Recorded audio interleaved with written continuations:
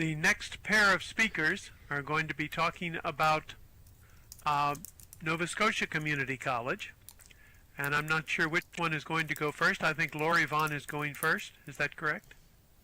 And so I'll ask LoriVonne to say something about Nova Scotia Community College and herself and her fellow presenter. LoriVonne. Thank you very much, John. This is a wonderful opportunity for us to be able to talk here about how virtual environments like this can help to facilitate communication, especially within multi-campus environments. The Nova Scotia Community College has 13 campuses across our entire province. Now, for those of you who don't know, Nova Scotia isn't all that big a province. It's one of our most easterly provinces. Newfoundland could arguably be called more further east than us, but we're right there.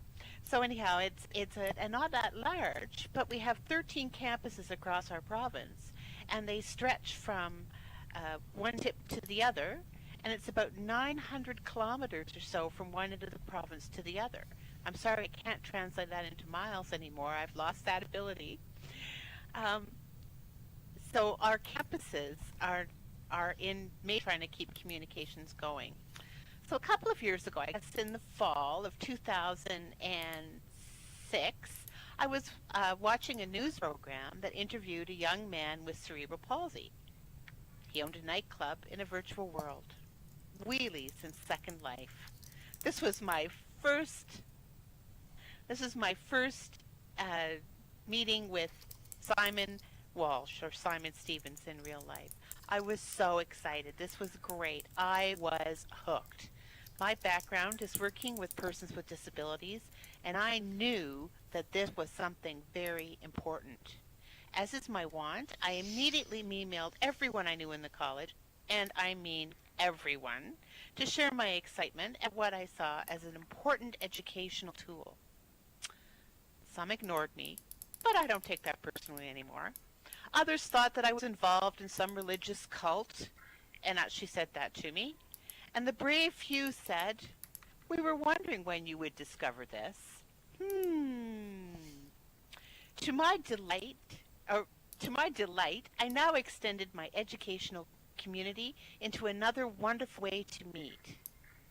Initially, we had to use Second Life from home until we hatched a cunning plan to bring IT services on board. Next, we had to convince the college administration that we were not merely looking for a reason to goof off, playing Barbies in a cartoon world. And finally, we needed to secure the funds for a learning space here in Second Life. We met every Thursday at our personal land in BAM. There was 3 or 4 of us that all had adjoining land there on the mainland. And thus the radical Second Life evangelists of the NSCC would meet with educators and friends. Crash, John, Marcius, these fellows all come and visit us. Pipsqueak over in the back. And thus we would all meet together, and we bam jammed, as we sometimes called it. And we were serious at times, and sometimes not. We laughed and played and planned and schemed as more and more NSCCers joined the group. There's more than 50 of us now that are officially in Second Life, and I'm sure there's more than a few that are unofficially here. We've had NSCC Island for a year now, and our BAM Jams continue there, more likely than not. Sometimes not every Thursday, but a couple of them a month. A dance floor, of course, was an important first feature of the island and continues to be most popular. Noting that we are from campuses across the province, we would not be able to share ideas in this way in physical life. What we find is it's like walking down the hallway and running into a colleague on your campus, or going into the mailroom, or going to the cafe. You run into somebody and you can just have a fabulous, rich conversation in the moment. As we tend to be the college members who are out there on the bleeding edge, we find that immersive environments like this help to consolidate the feeling of not being alone in our ideas, even when confronted with naysayers. We can get together and share. We often do use other channels, namely a Google group, and that's very, very active. We share much information across other social networks as well. Yeah, I'll get to that, John. Maybe Hondo can answer that question. But it is Second Life that gives the feeling of being there. That you're not just ranting asynchronously in group discussion, but you're actually sharing with colleagues and friends, looking for solutions and finding answers. I'm going to ask my friend Hondomac Dalgleish here to talk a little bit, and perhaps he can answer John's wonderful question. Thanks, LoriVonne. Yeah, it's Hondomac Dalgleish. Ian MacLeod in the real world, although as I tell people, I don't separate the real world from Second Life. I just tell everybody my life is slightly larger than most people. And to answer John's question, I find that in many ways I get to know people better in Second Life in some situations than I would in the real world, particularly when I deal with groups like this. I think part of that is you still have the presence of all the sights and senses being answered. You can see somebody, you can talk to somebody, you can listen to somebody.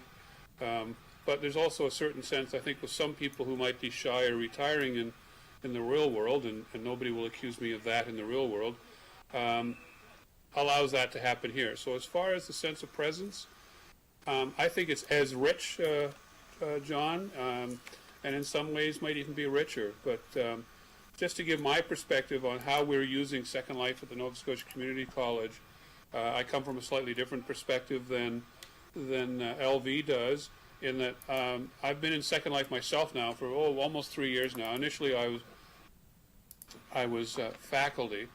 I've now, as John likes to put it, moved to the dark side. I'm now an administrator. I'm an academic chair at one of our campuses here in Halifax.